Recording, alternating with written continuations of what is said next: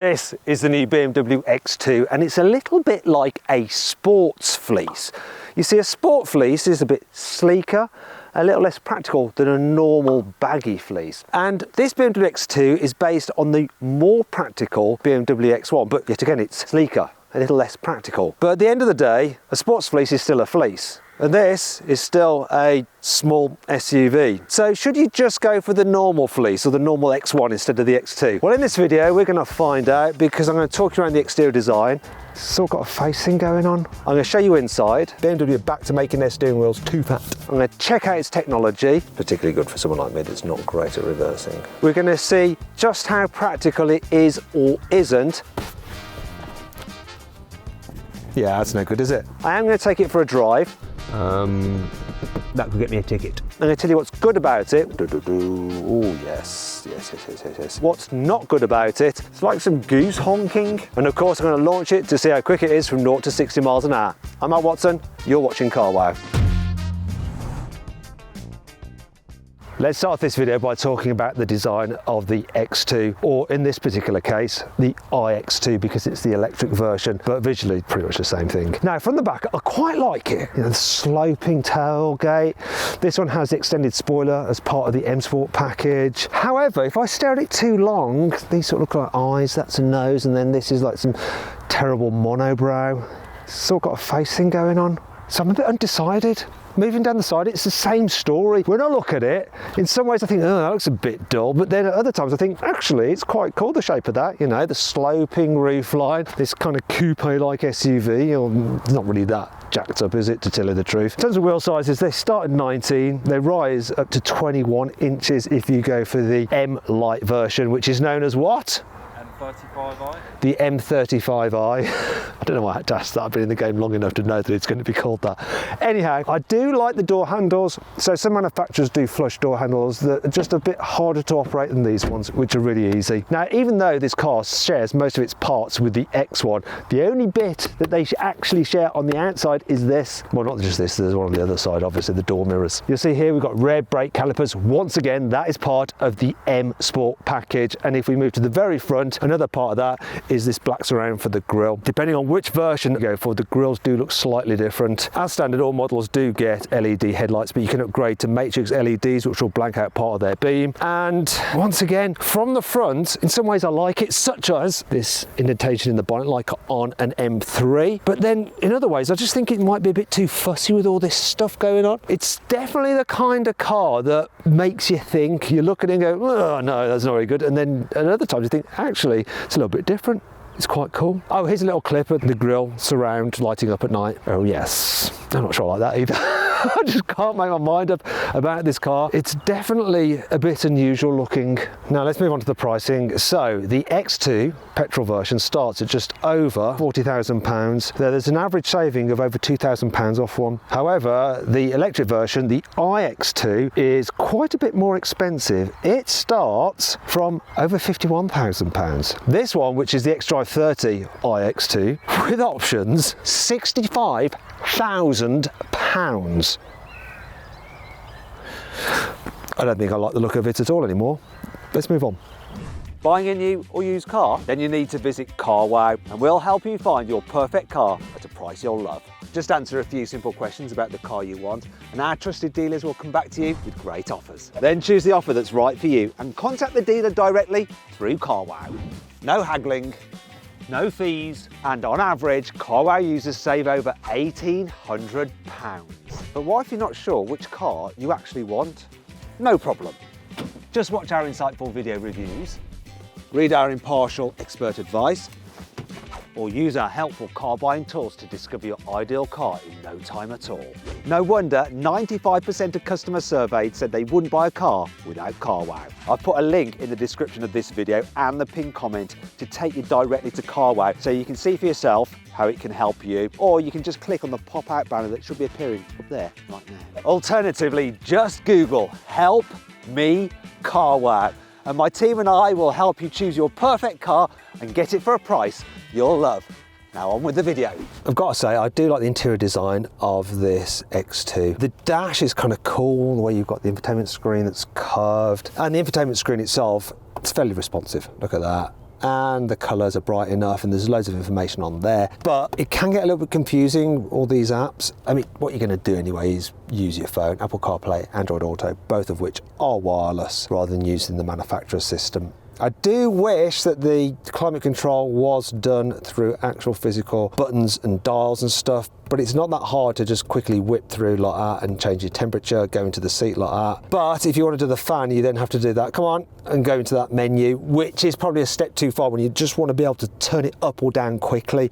What you can do quickly though is windscreen demist or back window defrost. Right, let's move on to this panel here, because I do like the digital driver's display in the latest BMWs because they are so configurable. You can change the look and what content is displayed there and the layout of it as well. Just so many choices. That is really, really good. And this particular car has a heads-up display as well, which I like. I always appreciate a heads-up display rather than looking down at the dials. It is just safer and sort of goes some way of making up for the fact that you spend quite a lot of time looking at the screen, operating different menus. More on that in a bit. First, I want to talk about the quality in here because while the starting price might be £40,000, this particular car, £65,000, you're going to think that everything feels tip-top, and generally, like the materials up here, that's nice, this squidgy, soft stitch dash. This panel here, which you can actually get in 3 other finishes than that. You've got ambient lighting in there as well, which looks pretty cool. And also on here, it's like softy, touchy stuff material. Now, I would say leather, but it's not. It's a vegan plastic, which does a good job of mimicking leather. It's called, what's it called? Leganza. Wasn't that a Renault in like the 1990s? Renault Leganza.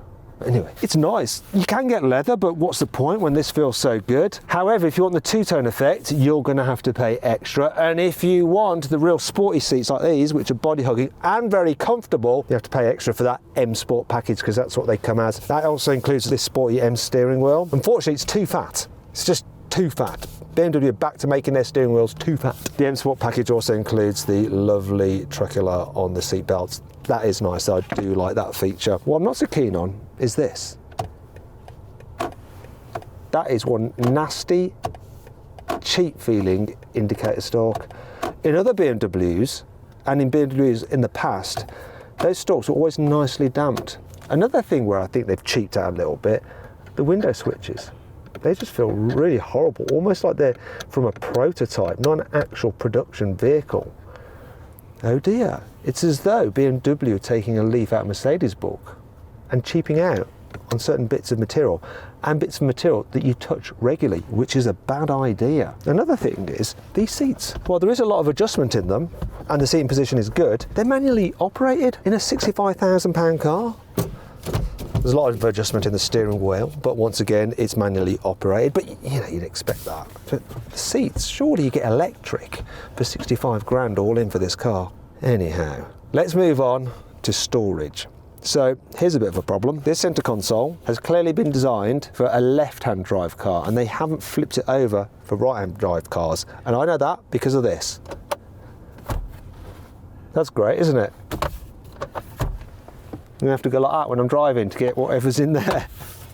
Also, it means that this, the drive select for going into gear or reverse, will be closer to you, which is where you want it rather than over the other side.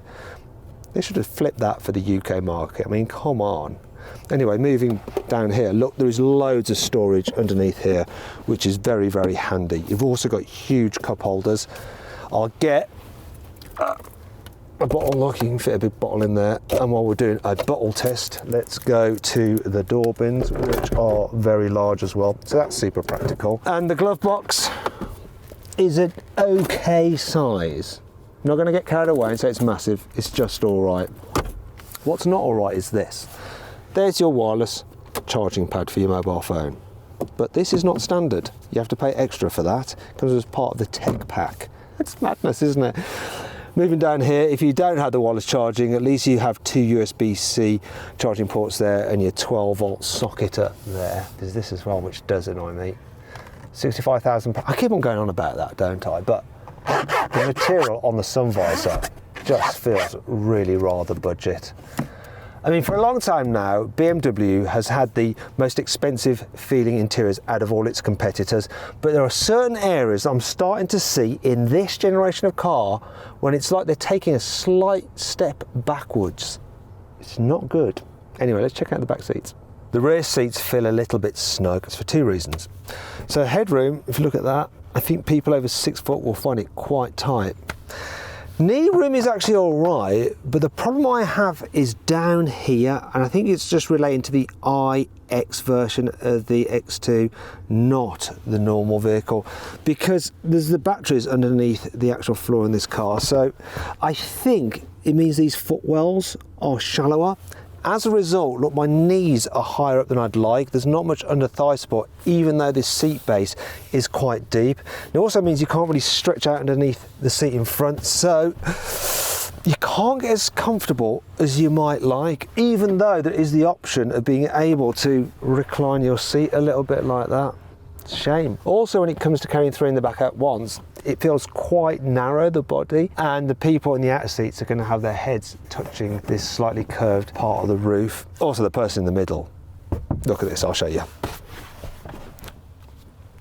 Yeah, that's no good, is it? No good at all. Do you know what? I do think that the next one just feels more spacious and is more practical in the back. And if you want to see my full in-depth video review of that car, click on the pop-out banner up there or follow the QR code, which will be showing on the screen right now. In terms of carrying a baby seat, well, the ISOFIX anchor points are really easy to get to, and you can squeeze in a bulky rear-facing seat in the back here, just about. Now, these rear seats split 40, 40, 20. So if I pull this toggle down here, I can lower the central seat for plenty of through-loading space.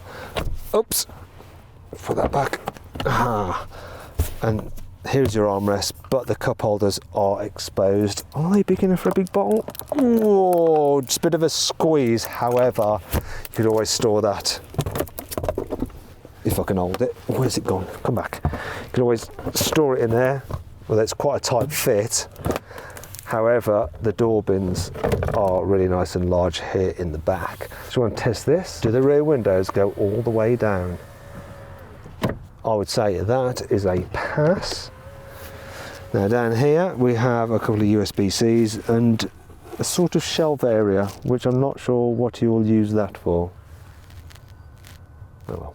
I like the way you open the boot on this iX2. It's like you used to do it on old Volkswagen Golfs. You use the badge. Now the boot capacity on this particular car is 525 litres. However, if you have the M35i, you've got more space. 560 litres. Now you're probably thinking that's because you haven't got batteries and stuff underneath the false floor. Weirdly though, if you just go for the basic entry-level petrol, the one with a 1.5 litre petrol engine, the boot capacity on that is like 515 litres, so less than this electric version. Anyway, it's a bit confusing. Now there is a bit of a load lip to lift things over like that. See, oh God, might do some damage to that. And underneath here you do have some storage, which is obviously where you're going to keep your cables. While this boot is actually slightly larger than on an X1, this space is not quite so useful because it's squarer on the X1 than this. Here's a little look at it. Anyhow, let's have a look what we've got in here. We've got some nettage there. We've got your 12-volt socket there.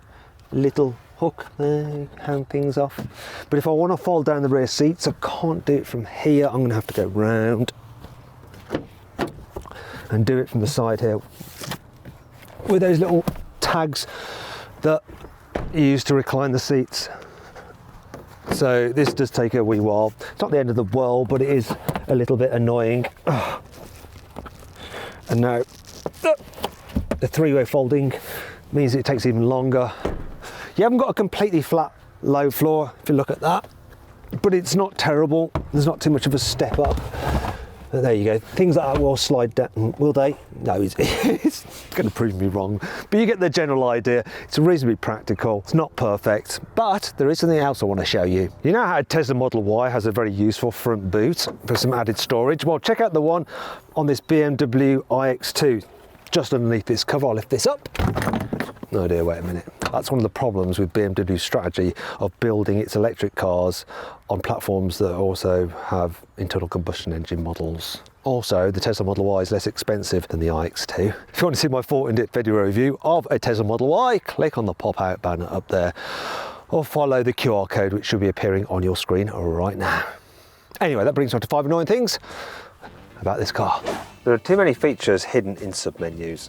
So in the past, when you wanted to change driving mode in a BMW, it was a single button press. Now there you have to go into My Modes and then go into the touchscreen and move across. And if you've got Sport with the stability in its halfway house, you then have to activate that to say, yes, I understand that I'll have reduced stability control. Also, if you want to go into other menus, you have to press this button down here, and then you can go into the driver assistance systems. And this brings me on to another thing. The speed limit warning defaults to on, even if you turn it off. Function will be reactivated upon next start for legal reasons. So next time you turn the car on, that is gonna come on. Same with lane departure warning. They just default to on, which is really annoying. Other thing as well, look at this. Even the light setting, you have to go into a submenu here. There we go, now go into the lights and I can choose the different setting for the lights. Oh, why so many submenus? Have a look at this. These side skirts, they do look good the way they stick out, very sporty. However, the downside of that is, look, you end up bashing your ankles or your calves against them when you're getting in and out. Now, if they're dirty, like they are now, you're going to end up rubbing the backs of your trouser legs on them and they'll get covered in dirt eventually. Look, I've got a bit of dirt on there. Oh dear. The parcel shelf is rather big. Look. You know what that means. There's going to be no way of fitting it underneath this boot floor for storing it when you're driving. This is not for fitting, is it? And you can't fit it that way in the boot. And it's so large that, yes, you can just about fit it like that. Often people say maybe you could put it inside the car, but it's just so huge, there's no real place for it. So I suppose your only option really is to leave it like that, and hopefully if you've got boxes you don't end up breaking it, but there's a chance that you might if you put something heavy on there. Now a lot of electric cars have creaky brakes, though it's not actually the brakes themselves, it's the regen effect, and it's particularly bad on this car. Have a listen to this.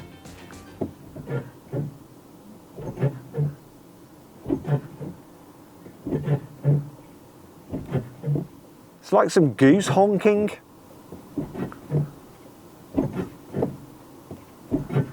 That's not very becoming of a car that's supposedly from a premium brand, is it?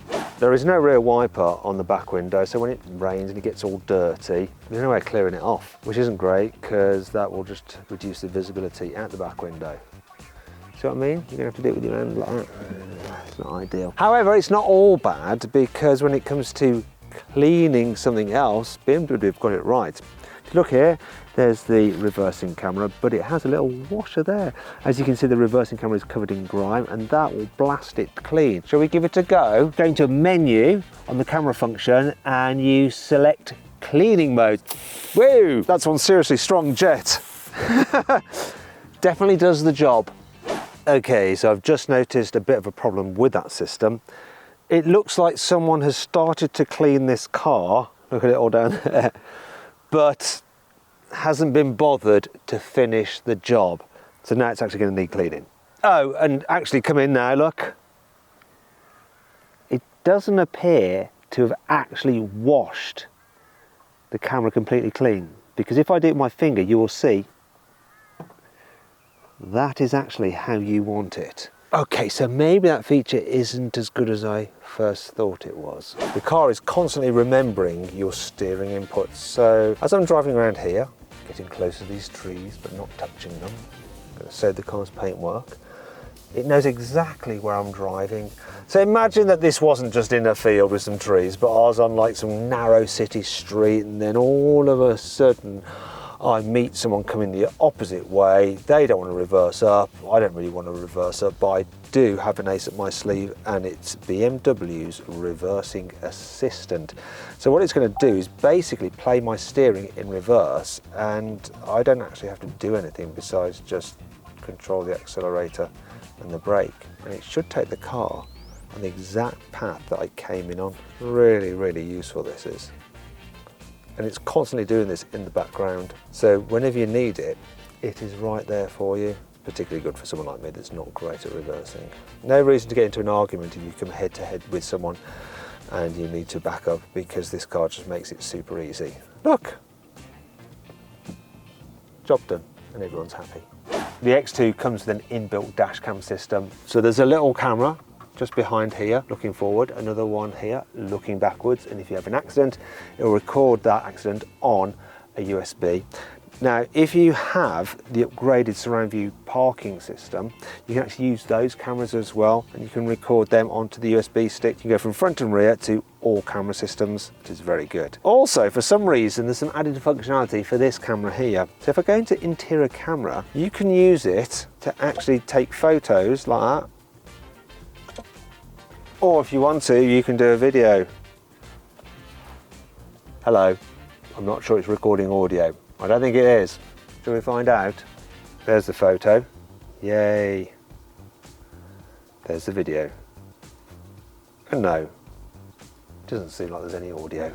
I'm not sure why you'd bother with this feature, but there's ISOFIX on the front passenger seat, and as a parent of a young child, I think that is really useful because then you can have them next to you if there's no one else in the car.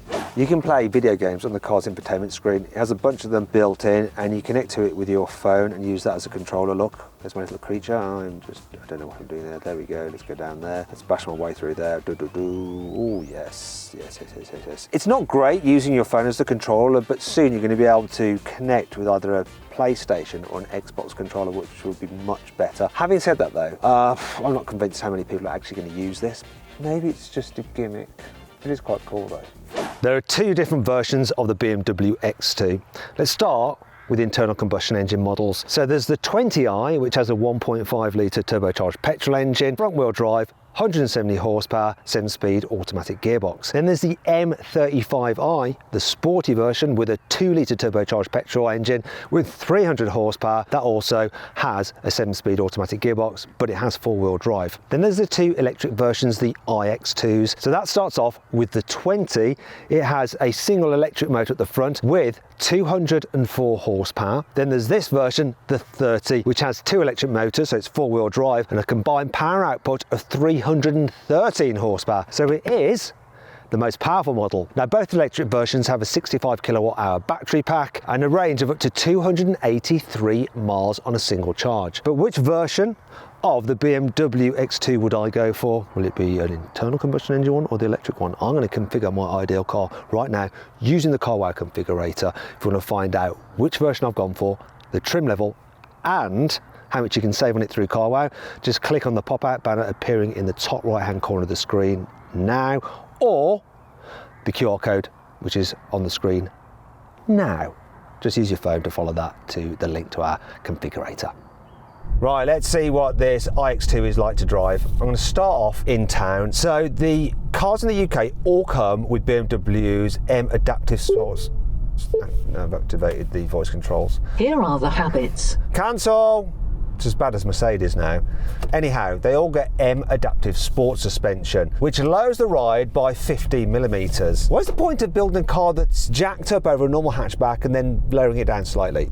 Anyhow, it does have a slightly firm, sporty edge to it, but not in a bad way, more in a way that makes the car feel expensive and solid. One thing I don't like so much though are the brakes. So they just seem inconsistent. The first part you're braking obviously is regen, and it's all a bit squidgy and it's not that natural feeling. What you can do is put the car into B mode, and then you can do full one pedal driving. So I've lifted off the accelerator there, and look, the car will actually come to a complete standstill. The problem I have with that is that as soon as you lift off the accelerator, the initial regen braking is so abrupt, it's almost like you just stamped on the brakes. It could do with blending in a little bit smoother. Now let's try the turning circle. So it's 11.7 meters. I've got all the cameras, so I'm going to use those now to do this maneuver. We're causing a little bit of a blockage. Probably should have had more fibre. But look, you can see I can get around here. Can I get around the van? We're going to be using this. It's going to be really important to see if I can get around the van. The green suggests yes. Yeah, we got there. That's good. Just about made it. Turning circle on this though, it isn't quite as good as a smart hashtag one. That has a turning circle of 11 meters, so you can do slightly tighter turns. Speaking of which, the visibility in a smart hashtag one is quite a bit better. So you've got a huge blind spot here. I mean, look at all of that. The worst thing though is the view out the back window. It's like a little letterbox. And if you're like filtering out of junctions like that, and you want to look over your shoulder to see what traffic's coming from that diagonal part, that rear part there. There's a huge back pillar, which that is the worst blind spot on this car. It is not great. Why is the car constantly looking for a parking space? Oh, it's because I pressed that button. Go away. Actually, let's try it in a parking space. Parking search active, okay. So down here, there's a potential spot. Does it think it'll fit in there? I mean, look, surely. Oh, here we go. You can hear those brakes going and groaning, can't you? The only thing is, I think it's sort of lined it up on top of the curb. Just drop down off the curb, please. And then it's a win. Done it. Let's see how close I am to the curb. Oh dear, I seem to be a little bit on the curb. I think because it's such a low curb, it doesn't recognise it as a curb. That could get me a ticket. Let's try another space. Now I can press this button here to get me out of the space. There we go, off we go. It's doing everything for me, even the indicating, that's brilliant.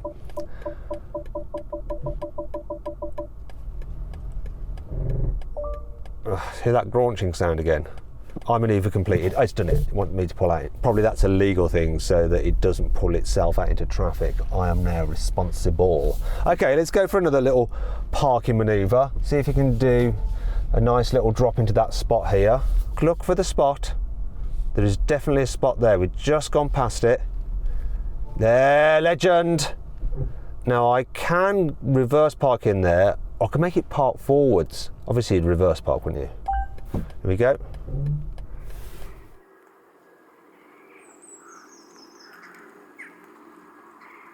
Now I tried this system on an X6 and it just didn't work at all. No, it wants to park me over there. This is not a parking space. And then BMW's head office watched the video and got really cross because they reckon the problem was the fact that we had one of our cameras near one of the parking sensors, which was confusing the whole system. And I have to say, based on what's happening now with this particular car, they were right. It's actually pretty good. I don't think this is probably lined up as best as it could have, or as I would have done, and I'm not the best parker, because it's sort of got level with that van, but that van's at a wonky angle, and I'm not level with the curb, and I'm not equidistant between the two vehicles. I still think that a human is going to do it better. Okay, I'm going to try it myself, see if I can actually do it better. This would be totally embarrassing if I fail. I'll freely admit that I am not the best at parking cars, and I don't know what it is with BMWs, but I seem to park them worse than any other vehicle, despite all the surround view cameras. So let's see what we can do. Oh, bugger. Come on, you can't wait there. You are definitely going to have to drive. Can you just, do you reckon you can just pull in? Just pull in there. Didn't want to move. You could go in there, maybe? Do you want to go in there? You going to go in there? Where are you going? What's going on? What's happening? Oh, you're going to go in there. Are you? No? Just move forward a little bit. Just a little bit. That's it. You watch, you'll take my parking space now. Right, I'm going to park over here instead. That just ruined that entire example.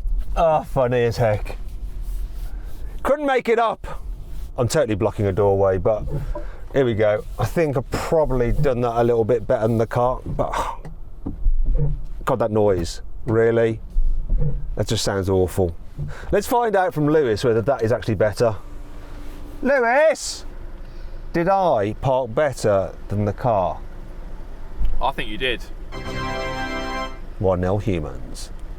One thing I do like though is the regen braking when it's in adaptive mode. What it does is uses the radar in front of you, and if you're getting close to the car in front, it will provide more regen braking. But as that car goes away, it relaxes it. So if there's no car really in front of you and you lift off, the car feels very much like a normal automatic internal combustion engine car in the way that it decelerates. So it's super smooth. Yeah, once again, I'm going to get really close to this. I'm lifting off and see the braking there? It's that line there. Now it's backing off because the car's pulling away from me. Whereas if I'm just like accelerating now and I lift off, it's not going to be too extreme. Can you see? But it's noticed now that I'm going down a hill and was accelerating, so it's providing a bit more regen braking, and now it's backing off again. Very, very good, very intuitive. excellent system, but I'm going to show you the problem when you have it in B mode. If you're driving along at high speeds, almost like you're just stamping on the brake. Watch this now, lifting off the accelerator now, bang. It's almost too sudden, and it doesn't give you enough time to get your right foot onto the brake. Let's get out of that anyway, let's go back into adaptive, exactly like that. Now let's test the pickup. I'm doing 40 miles an hour, we're coming to dual carriageway. I'm going to floor it, we'll see how quick it is. 3, 2, 1, flooring it now. That is fairly quick. However, I wonder if I was to slow down and now go into sport mode, see if it's quicker this time. Ready? 3, 2, 1, go. No, it feels the same, just get a slightly different noise. Now, when you're travelling at speed, you do get a little bit of road noise, a little bit of wind noise from here, but not bad. It's quite well insulated, this car. At speed, that suspension, which felt a bit sporty, actually feels really, really nice and secure. It's comfy. The chairs help. They're comfy too. In terms of the efficiency, so this thing on a run was averaging 3.3 miles per kilowatt hour. Now, the claim range on this car is supposed to be like 266 miles on a full charge, but when I multiply that actual efficiency, well, at least according to the car's trip computer, if we believe what it's saying, multiply that out by the battery capacity of 65 kilowatt hours, then you get a real world range of 214 miles, which is about 80% of what BMW say. In fact, BMW say this car should have an efficiency of about 3.6 to 3.7 miles per kilowatt hour. So we're not miles away from that, and it's okay. Now let's see if this BMW is any fun to drive. In sports mode, you've also got a different steering profile, so maybe a bit more responsive, feels a bit heavier, though I do think this steering feels a little bit weird for the first bit you move it, because it doesn't really do anything at first, but then you turn it a bit more and it's really darting into a corner, so it can feel a little bit flighty. Anyhow, what is impressive is the way this thing grips the road. It does go around corners really, really well, and once you're used to that slightly weird steering, it's actually pretty direct and responsive. I mean, look at this around here. Oh, auto braking. I could go around much quicker than him. And then of course you've got instant torque from those electric motors, loads of traction because you've got four-wheel drive. You can rip this thing down a country road at a surprising rate. Actually handles really well. If there is one thing, overall the suspension isn't quite as soft and cosseting as a Volvo EX30, and if you want to see my full in-depth video review of that car, click on the pop-out banner or follow the QR code, which should be appearing on the screen right now. So just use your phone to follow that. You can watch that video. It's surprising how well this thing goes around corners actually. It's definitely one of the more sporty feeling of these EV jacked up hatchback thing is, and it goes around corners with a sporty feel without absolutely bouncing all over the place like a Tesla Model Y does. I think BMW definitely have the edge over Tesla when it comes to driving dynamics. Now all they need to do is be as good when it comes to battery efficiency, and they're onto a winner. BMW says the iX30 should do 0 to 60 in 5.6 seconds. Let's find out. I'm going to launch it. Specialist timing gear up here will time it. Launch control is active. Oh, it's doing the vibrating thing. Ooh. Picks up really well. There we go, 5.49 on the money. It's really funny how it does that with the wheels. It like shakes them, so you get this sensation of anticipation and excitement as the car's like straining at the leash, ready to launch. Clever how they do that.